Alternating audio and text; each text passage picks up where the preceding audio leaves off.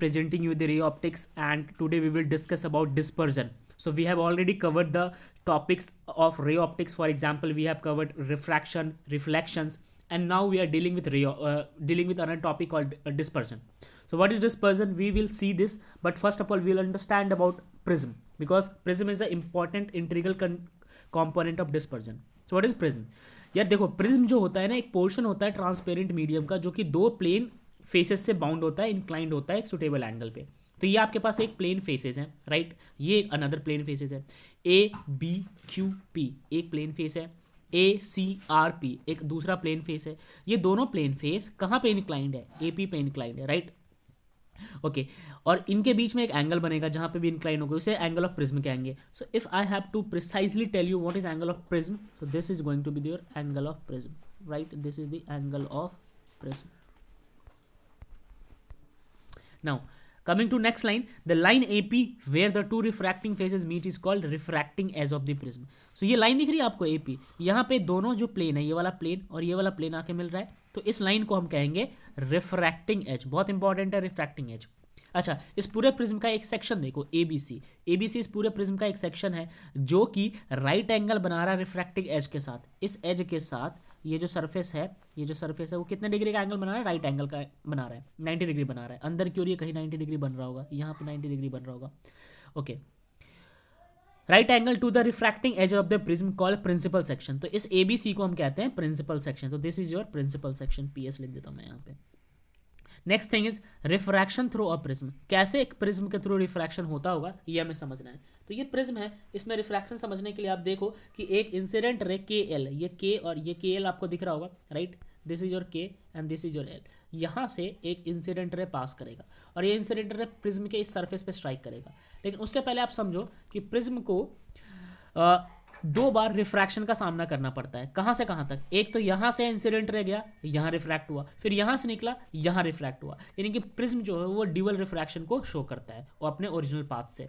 ठीक है, कैलकुलेट करेंगे एंगल ऑफ डेविएशन. तो यार यहाँ पे कई बार डिविएट कर रहा होगा. अच्छा, एंगल ऑफ डेविएशन जो है सिग्मा से रिप्रेजेंट करते हैं, यही हमें कैलकुलेट करना है. और ये प्रिज्म का एंगल है, ये एंगल ऑफ प्रिज्म है, राइट, कैपिटल है. तो देखो, एक रे लाइट है, रे ऑफ लाइट है KL, वो इंसिडेंट होगा फेस AB पे. ये AB एक तरफ का फेस है, ठीक है. इस पे ये KL लाइन जो है इंसिडेंट रे, ये जाके स्ट्राइक होता है. उसके बाद यहाँ से हम नॉर्मल ड्रॉ कर लेते हैं, जहाँ पे भी ये पॉइंट ऑफ कांटेक्ट है, इस यहाँ पे हम नॉर्मल ड्रॉ कर लेंगे. नॉर्मल और इंसिडेंट रे के बीच में एंगल ऑफ इंसिडेंट आ जाएगा, I1 आ गया, राइट. I1 लिखना बहुत जरूरी है क्योंकि यहाँ पे कई इंसिडेंट रेज बनेंगे. तो ये मेरा पहला इंसिडेंट रे है, नोट कर लो इस बात को. आगे बढ़ते हैं. इसके बाद ये जैसे इस मीडियम में आया तो ये कायदे से ऐसे जाना चाहिए था डॉटेड लाइन के अलॉन्ग, मगर ये रिफ्रैक्ट हो जाएगा. ये रिफ्रैक्ट होके ये इधर चला जाएगा, यहाँ पे चला गया, ठीक है. ये रिफ्रैक्ट हो गया. अब जो रिफ्रैक्टेड रहे तो यहाँ पे बनेगा R1, एंगल ऑफ रिफ्रैक्शन. ये रिफ्रैक्टेड रे इस सरफेस के लिए इंसिडेंट का काम करेगा. तो ये जो लाइन रे दिख रही है आपको LM जो है इस AC सरफेस के लिए इंसिडेंट का काम करेगा. तो इस AC सरफेस पे LM स्ट्राइक करता है. अब ये जब स्ट्राइक करेगा तो एंगल ऑफ इंसिडेंट जो है यहाँ पे बनेगा. तो यहाँ पे हमें एंगल ऑफ इंसिडेंट मिलेगा, ये I2 जो दूसरा एंगल ऑफ इंसिडेंट है, ठीक है. इसको कायदे से, इस वाले को कायदे से ऐसे बाहर निकलना चाहिए, लेकिन ये ऐसे हो जाएगा, ठीक है. ये इस तरफ थोड़ा सा इमर्ज हो जाएगा, राइट. ओके, और यही इसका फिर रिफ्रैक्टेड एंगल भी है. तो यार ये चीज़ हमने समझ लिया. अब आगे बढ़ते हैं. आगे वही सारी चीज़ें यहाँ पे लिख रखी है. Bends away from N2O. N2O आप देखोगे ना तो ये है आपका N2O. This is your N2 and this is your O, right. ये N2 एक दूसरा नॉर्मल है. यहाँ पे ये रिफ्रैक्ट हो जाता है. QPN पे नोटिस करो, QPN बहुत इंपॉर्टेंट है, वो डेल्टा होता है, इसी को एंगल ऑफ डेविएशन कहते हैं. QPN. Now this is your Q, now this one is your P and this is your N. Where is your N, right. Let me find this N. This QP and I think वहाँ पे, okay. So QPN. So this is QP and N. So this is Q, this is P and this is N. So this angle is your angle of deviation. So much important angle because this is angle of prism and ये हमें ढूंढना था, हमने ढूंढ लिया. अब इसकी value भी निकालेंगे. So ये एंगल ऑफ डेविएशन है. आप लोग के लिए मैं लिख देता हूँ, इसे लिखते हैं एंगल ऑफ डेविएशन, राइट. आप समझ गए होंगे. चलिए आगे बढ़ते हैं.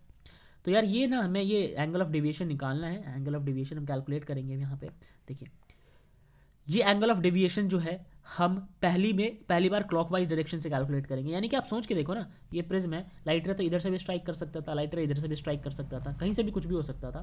तो सबसे पहले हम सिग्मा 1 कैलकुलेट करेंगे. फिलहाल यहाँ पे आपको सिग्मा दिख गया. अच्छा, सिग्मा 1 कैलकुलेट करते हैं क्लॉकवाइज डायरेक्शन में. तो हम क्लॉकवाइज डायरेक्शन में आते हैं। सिग्मा वन क्या होगा, I one minus R one. कैसे, देखिए ये है आपका आई वन, राइट, और ये है आपका आर वन। आई वन में से अगर आर वन को आप माइनस कर दोगे तो आपके पास आ जाएगा सिग्मा वन, राइट। अब आई वन में से आर वन को माइनस करने पर सिग्मा वन कैसे आया समझो जरा। यहाँ पे बन रहा है आपका सिग्मा, ठीक है, नॉर्मल के साथ जो एंगल बनता है उसे हम कहते हैं sigma.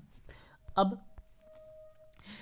at the face AB the angle of incident is I1 and angle of refraction is R1, so deviation at this surface, यार इंसिडेंट रे हुआ 40 डिग्री का मान लो और रिफ्रैक्टेड रे हुआ 30 डिग्री का, तो इसको सब्ट्रैक्ट करोगे वही तो डिविएशन का एंगल निकल के आएगा। तो हर बारी इंसिडेंट में से रिफ्रैक्शन को माइनस करते हैं, वही हमें डिविएशन दे के जाता है। ये इंपॉर्टेंट है, ये डिविएशन पॉजिटिव भी हो सकता है नेगेटिव भी हो सकता है, डिपेंड करता है क्लॉक है एंटी क्लॉकवाइज है, राइट, ये चीज़ें। इसी तरीके से सेकेंड वाला निकाल लोगे आप, I2 में से R2 माइनस कर दूंगे, हर बारी इंसिडेंट में से रिफ्रैक्शन माइनस करते हैं, ये चीज़ हो गया। जो आपका सिग्मा है टोटल डिविएशन है वो डेल्टा वन प्लस में डेल्टा टू, या सिग्मा जो डेल्टा है ये, ठीक है, डेल्टा वन प्लस में डेल्टा टू कर लो। तो यार इसको इस पूरे वैल्यू को, इस पूरे कंप्लीट वैल्यू को, इस पूरे कंप्लीट वैल्यू को जोड़ दोगे तो आप इस पूरे को जोड़ दोगे, क्योंकि लेफ्ट हैंड साइड वाले प्लस हो रहे हैं टोटल के लिए, तो यहाँ से ये वैल्यू जुड़ जाएंगी। मैं रब कर देता हूँ इसको, राइट। तो यार ये वैल्यू और ये वैल्यू आप जोड़ दो यहाँ से I1 और ये I1 जो है वो प्लस के हैं, तो यहाँ पे एक साथ आ गया। माइनस कॉमन लेके R1 और R2 को आप अलग लिख लो, ठीक है। अब आप अगर ट्राइंगल ALM में देखोगे तो तीनों एंगल का जो, या फिर पूरे ट्राइंगल में जो सम आएगा वो 180 डिग्री का आएगा। कैसे, सम ऑफ ऑल एंगल ट्राइंगल में 180 डिग्री के होते हैं। अच्छा, तो ये ट्राइंगल ALM ढूंढते हैं, triangle A, triangle L, triangle M। ये छोटा सा ट्राइंगल दिख रहा है ऊपर वाला, जो अगर मैं हाईलाइट करूँ तो ये वाला ट्राइंगल, ठीक है, इस ट्राइंगल की मैं बात कर रहा हूँ। तो इस ट्राइंगल में तीनों एंगल का सम होता है 180 डिग्री। अब मैं रब कर देता हूँ ज़रा और आप समझो इस चीज़ को कि ये ALM ट्राइंगल में, मैं थोड़ा नीचे हाईलाइट करता हूँ, ये वाला पोर्शन, ये वाला पोर्शन और ये वाला पोर्शन। तो A, L और M में एक एंगल तो ये A हो गया, ठीक है, दूसरा एंगल ये पूरा हो जाएगा, राइट, और तीसरा एंगल ये वाला हो जाएगा, ठीक है। समझते हैं क्या क्या है। तो एक एंगल हो गया आपका A, दूसरा एंगल हो गया 90 डिग्री माइनस R1, समझिए ये है आपका यहाँ पे एक एंगल A है, दूसरा ये R1 है, ठीक है। अब ये पूरा जो था यहाँ पे कंप्लीट 90 डिग्री का एंगल था, ठीक है।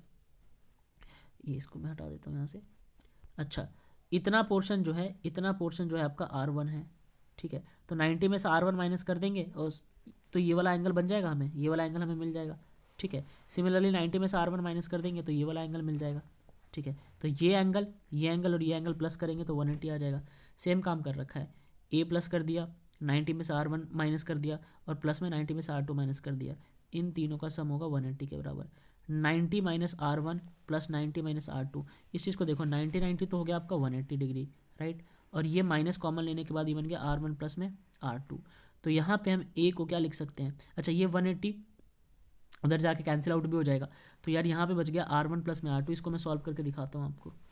ये हो गया A प्लस में 90 minus R1 plus 90 minus R2, right, R2, ठीक है, A प्लस में, अब देखिए 90 हो गया यहाँ पे 180, माइनस साइन कॉमन ले लीजिए, ये हो गया R1 प्लस में R2, और उस तरफ भी चल रहा है 180, राइट, उस तरफ भी है आपका 180 डिग्री, ठीक है। तो यार ये 180 से ये 180 कैंसिल हो जाएगा, तो ये आ जाएगा A प्लस में माइनस A प्लस माइनस का R1 प्लस में R2 इज इक्वल टू 0, उस तरफ 0 हो गया, तो A इज इक्वल्स टू उस तरफ जाने के बाद R1 प्लस में R2 आ जाएगा। तो ये चीज़ हमारे पास ये वैल्यू आ गई A के बराबर। अब हम बात करते हैं अगेन डेल्टा की। डेल्टा इज इक्वल्स टू क्या आ गया, डेल्टा की बात कीजिए, ये डेल्टा देखिए, ये डेल्टा जो था आपका ये आ रहा था I1 प्लस I2 माइनस में R1 प्लस R2। तो इस R1 प्लस R2 की जगह आप A पुट कर सकते हैं, R1 प्लस R2 की जगह, तो यहाँ पे हम A पुट कर देंगे तो क्या आएगा I1 प्लस I2 माइनस का A, I1 plus I2 minus का A। तो this is your delta and this delta is your angle of deviation, right, यही इंपॉर्टेंट था। अब आप स्नेल्स लॉ लगा सकते हैं L और M पे, ठीक है। L और M पे स्नेल्स लॉ लगाने के बाद आपके पास अभी भी वैल्यू आती है, बट ये जो था हमें इसमें समझना था एंगल ऑफ डिविएशन, वो हमने समझ लिया। एंगल ऑफ डिविएशन ये डेल्टा होता है। ओके, रिकॉर्डिंग खत्म। खत्म, ऐसे बंद कर देनी स्क्रीन। बल्कि और अच्छे से हो जाते हैं।